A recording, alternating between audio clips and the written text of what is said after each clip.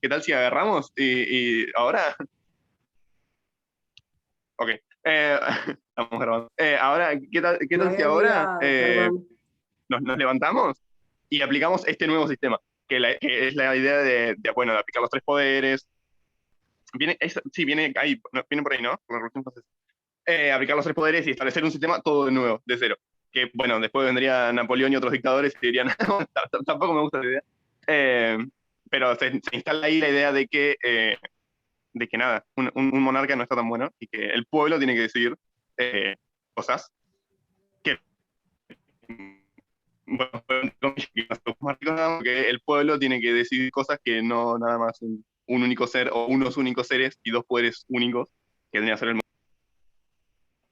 Es Bien. el surgimiento del Estado de Sí, Derecho, ¿no? sí, en realidad era que el poder lo tenga por derecho divino o por sucesión una sola persona y que sea, o sea, la revolución es que sea elegido por el pueblo, porque igual después iban a ser pocos los que gobernaban, pero era como una mirada de que se eligió a alguien. Sí, vamos a problematizar esta idea de pueblo también, ¿no? Ahora, ¿quién es el pueblo en la época de la Revolución Francesa o quién no es? Y, a ver, está bien lo que están diciendo, o sea, en términos generales está bien. O sea, hay monarquías que se llaman monarquías absolutas, pero que en realidad ya desde hace un tiempo empiezan como hay un crecimiento económico paulatino que va viniendo de la mano de las revoluciones industriales, de la primera revolución industrial y después de la segunda revolución industrial, y hace que haya una clase social que no está integrada, digamos, al poder político, que empieza a tener cada vez más poder económico. Entonces empieza a reclamar justamente participación política y decisiones, y también decisiones de política económica, a poder participar en esas decisiones, porque es una clase justamente que va pujando, que va en ascenso, que va ascendiendo cada vez más desde lo económico, pero no tiene esa posibilidad desde lo político. Entonces, en realidad, la Revolución Francesa es una revolución burguesa, ¿sí? Más allá de que sí hay un pueblo, por supuesto, que apoya a la burguesía en su pedido, porque en realidad es todo, digamos, en realidad está sometida no solamente, obviamente, la burguesía en los términos que yo les estaba diciendo, sino que hay todo un pueblo también hambriento y que está a merced de estas decisiones que se toman desde las monarquías absolutas. Entonces, por supuesto que el pueblo apoya la revolución en este caso francesa, pero después va a haber revoluciones burguesas en diferentes países de Europa.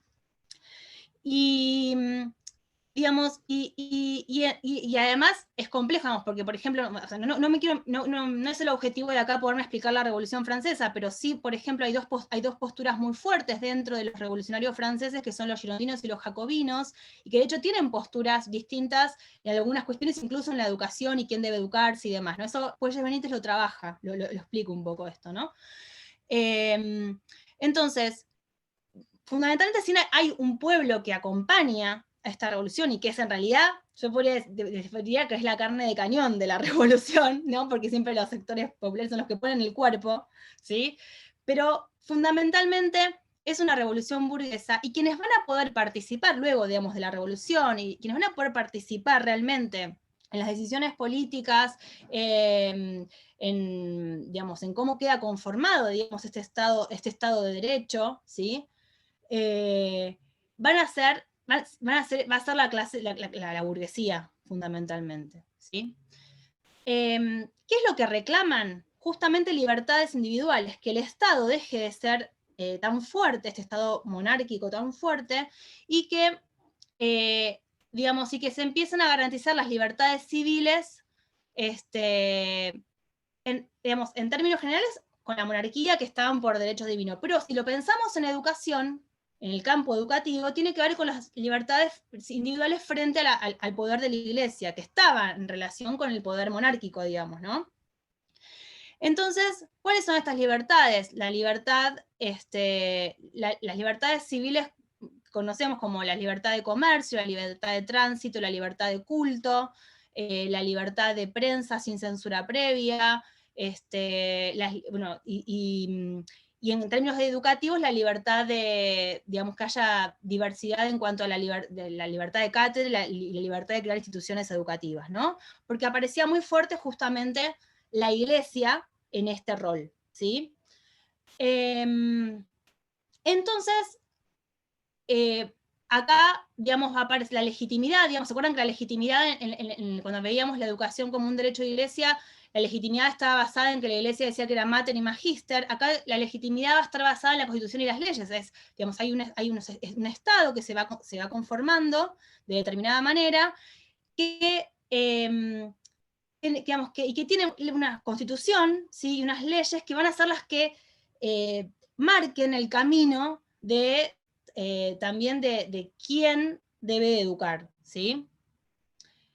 Y en este caso, el rol del Estado, este Estado liberal, ¿sí?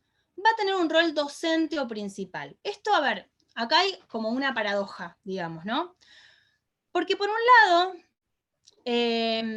así como, digamos, como estos revolucionarios que se empoderan frente a las monarquías, ¿no? Y al poder de la Iglesia, dicen, bueno, nosotros tenemos libertad en términos de derechos, después, digamos, son los que después van a, vieron que desde la Revolución Francesa surge lo que se conoce como los derechos humanos, ¿no? Está la Carta de los Derechos Humanos que surge, digamos, de aquella época, ¿no?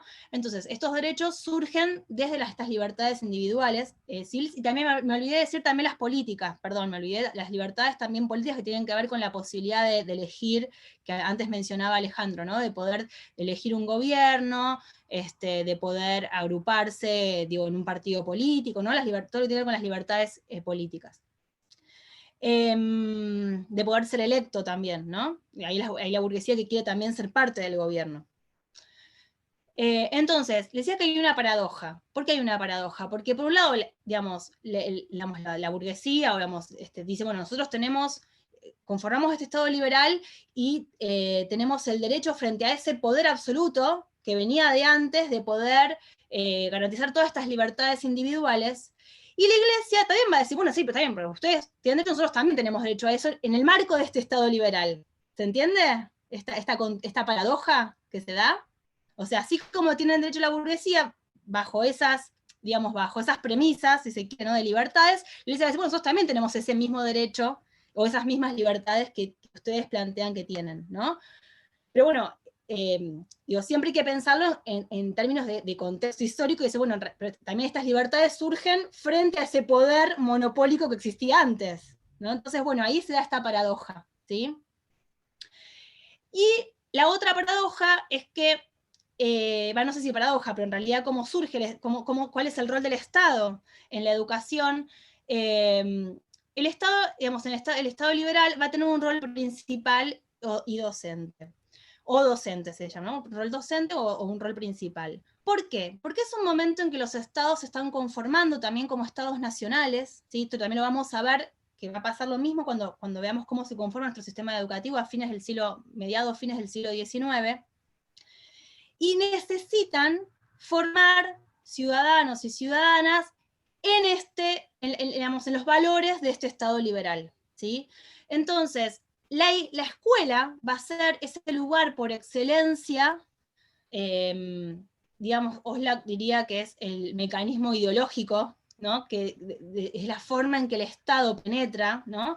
En el territorio, ¿sí? Para formar estos ciudadanos o ciudadanas, ¿sí? Entonces, el rol del Estado va a ser principal o docente por esta necesidad que tiene el propio Estado liberal de conformarse como tal y de crear ciudadanía, de crear patria, de crear estos valores. Ya esto igual lo vamos a trabajar con más profundidad cuando lleguemos a la parte de la conformación de nuestro propio sistema educativo en el marco del Estado liberal en Argentina.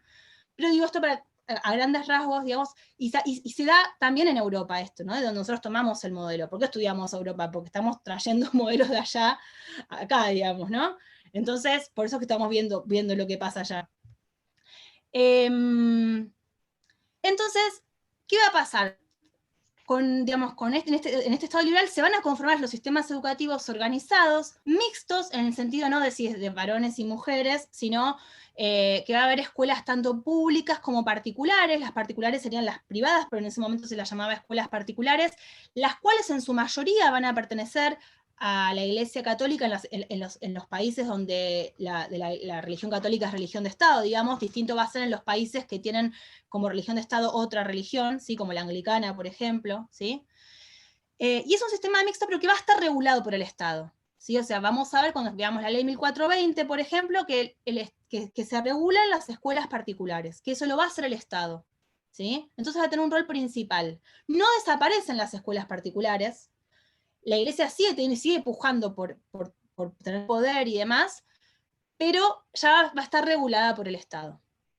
¿Sí? ¿Alguna duda hasta acá? No. Una pregunta, profe. Sí. Cuando el Estado empieza a educar a estos ciudadanos, era más que nada para que puedan tener votantes o personas más o menos educadas para que puedan elegir a estos gobernantes. Sí, y no solo, o sea, por un lado eso sí, porque también, bueno, hay que ver quiénes votan, digamos, ¿no? Depende del momento histórico, también hay que ver que no todos accedían al, vamos, no todos podían acceder al voto, ¿sí?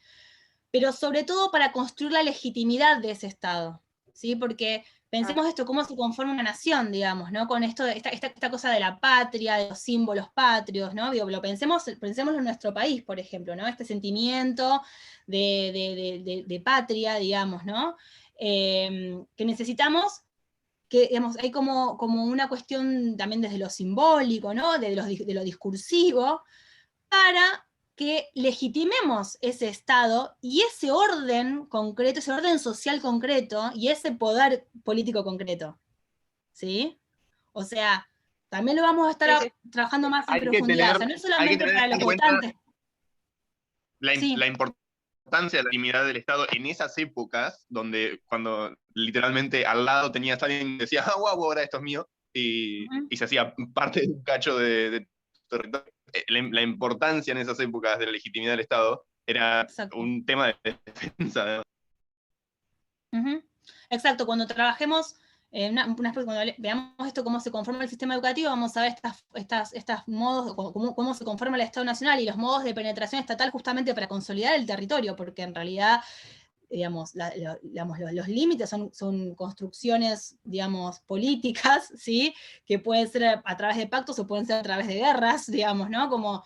Entonces hay que legitimar digo, pensemos, por ejemplo, ahora se me viene a la cabeza el ejemplo del plebiscito de 1902, que nosotros tenemos el feriado en Chubut, ¿sí? De cuando los galeses decidieron que eran parte de Argentina y no parte de Chile, por ejemplo, ¿no? Digamos, ¿por qué? Pero ¿qué construcción había ahí, también simbólica, para que estos galeses votaran por ser parte de Argentina y no de Chile, ¿no? Digo, se me ocurrió ese ejemplo, ¿sí?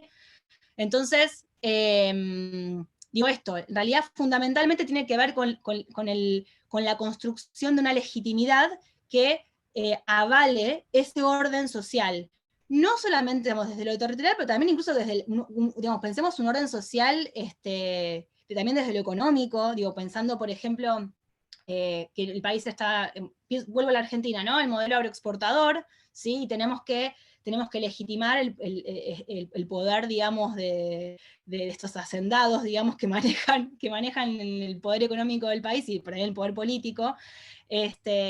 Y cómo se va construyendo todo un discurso del gaucho, de lo rural, ¿no?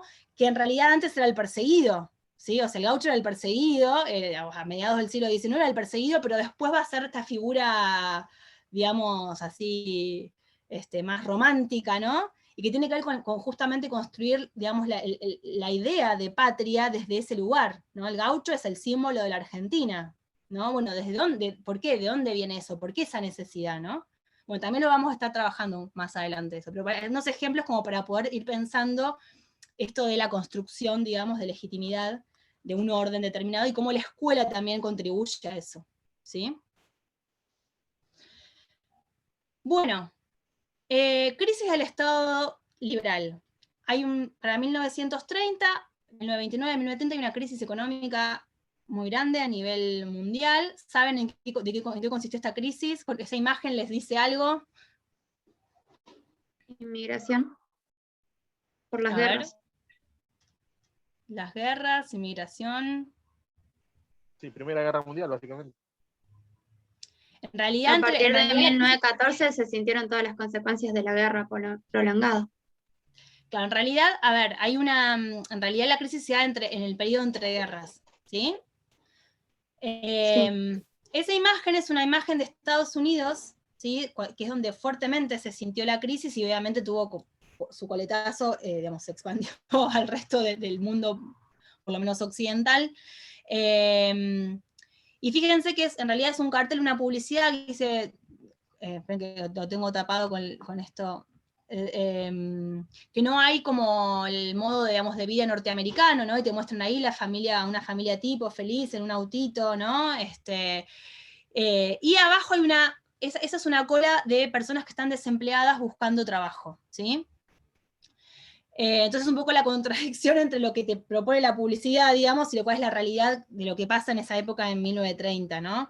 Hay una crisis económica muy grande, cae la bolsa de Nueva York, se conoció como el Jueves Negro, y esta crisis repercutió en que hubo una hubieron grandes masas de personas desempleadas, mucha pobreza, y entonces se plantea justamente esta cuestión, porque yo me olvidé de decirles algo, el Estado liberal se caracteriza, entre otras cosas, esto de justamente garantizar las libertades individuales, se caracteriza por intervenir lo menos posible, ¿no? Intervenir lo menos posible en la economía, como que es un Estado que debe ser lo más chico posible, intervenir lo menos posible en la economía justamente para dejar que, en nombre de estas libertades individuales, entre otras la libertad de comercio, ¿sí?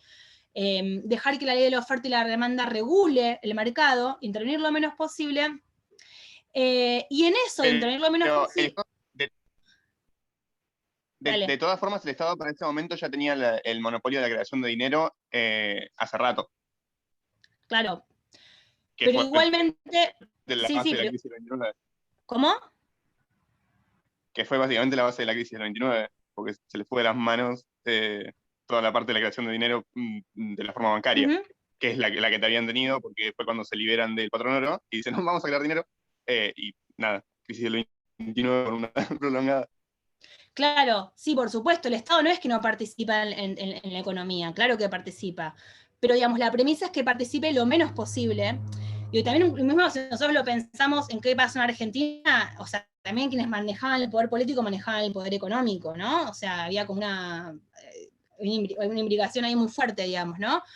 Pero, digamos, digamos, justamente lo que regula el Estado es para digamos, justamente que sea, las regulaciones es donde se trata de dejar lo más posible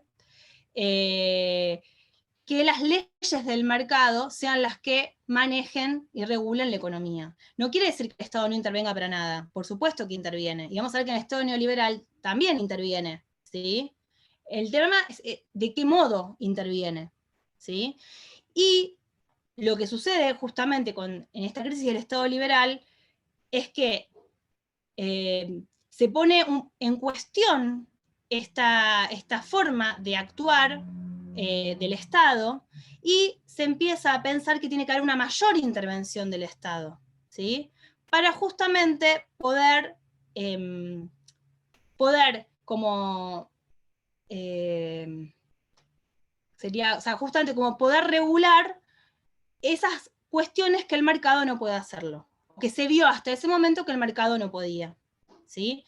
Entonces, empiezan a haber una fuerte intervención del Estado, por ejemplo, en la creación de lo que es el pleno empleo.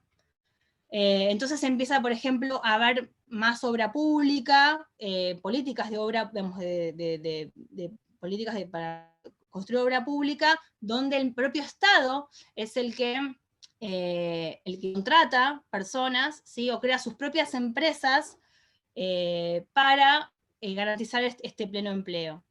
Mismo también va a haber procesos de nacionalización de empresas, ¿sí? También en cada país se va a dar en diferentes momentos digamos, estas políticas digamos, de lo que se conoce como el estado de bienestar, ¿sí? Las políticas que vienen de Keynes, digamos, ¿no? Que es el economista que yo lo planteaba desde antes esto. Entonces se toman como las ideas de Keynes para poder empezar a regular la economía más de lo que ya venían regulándola. Y es que el Estado empieza a tener un rol mucho mayor en muchos aspectos, ¿sí? Paso a la siguiente. ¿Se puede hacer una preguntita? Sí. ¿Y por qué el Estado tipo decidió no meterse en un inicio en los asuntos económicos?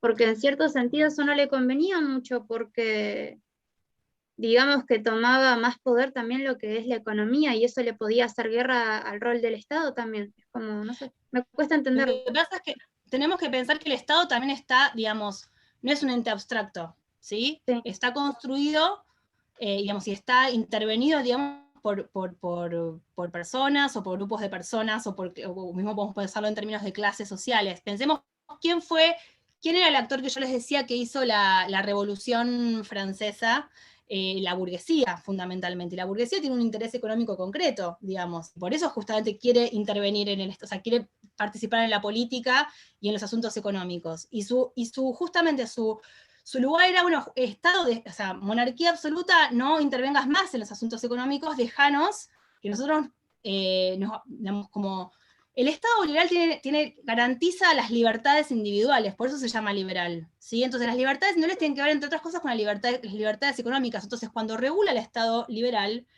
lo que regula justamente es la menos participación posible del Estado, dejando más en manos de los privados, porque además es la clase social que gobierna, ¿sí? Entonces, es lo que yo les decía, por ejemplo, con el modelo agroexportador en la Argentina, digamos, quienes hacen las leyes son los que están gobernando el poder político, ¿sí? Quienes tienen el poder político.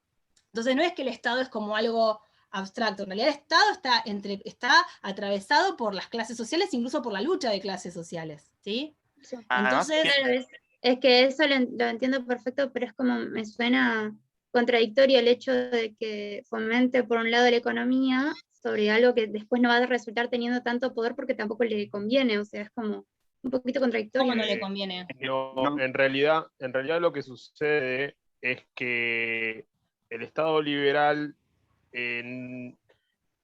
deja que los privados manejen la economía en el sentido de la gobernabilidad.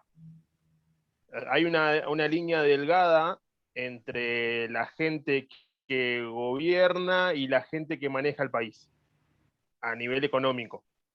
La gente que gobierna, la clase política, está íntimamente ligado con la clase poderosa económica.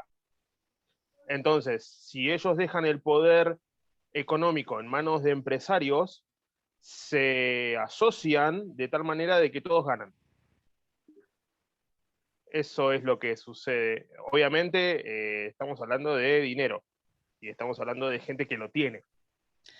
O sea, como sucedió en los gobiernos liberales y neoliberales más actuales, por ejemplo. Pero Tiene que ver también con la concepción que se tiene de libertad, porque dale, perdón. cuando aparte de nosotros somos parte que somos uno con la economía, porque somos los actores económicos de la economía, que simplemente controlar la economía. Controlar la economía significa controlar las libertades individuales, y durante mucho tiempo a la gente no le gusta que la controlen. Entonces, cuando vos pones esos controles económicos, afectás también a las libertades individuales, y las tenés que ver a nivel político, porque recordemos que los actores en ese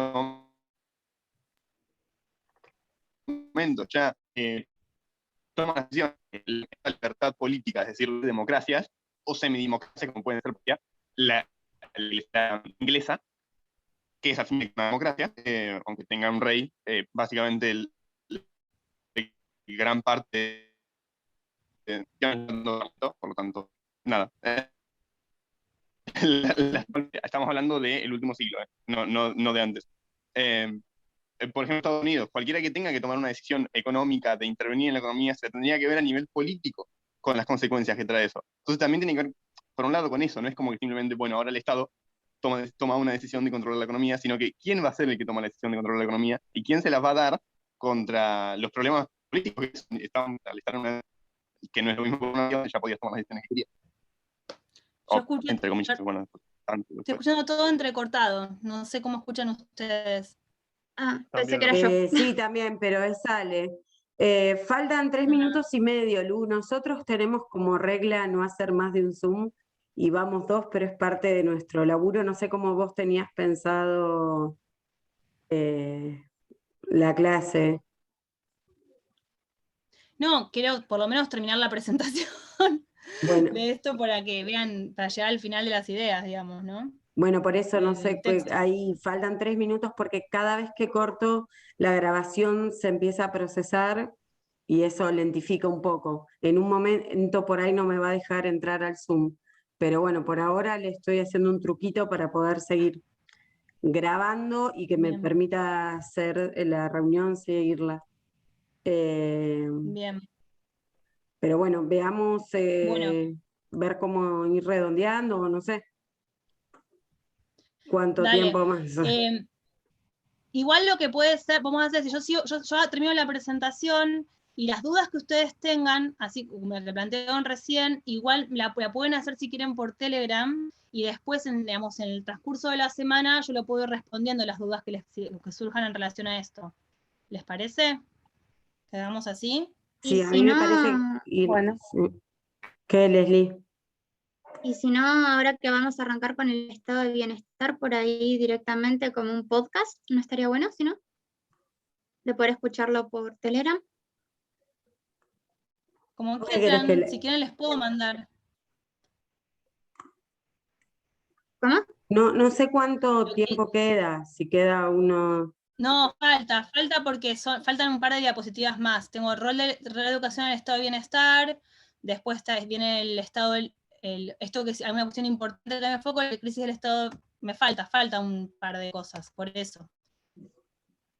Entonces, O sea, sería un Zoom más. yo creo que sí, un Zoom más debe ser seguro. Por eso digo, si no, si prefieren,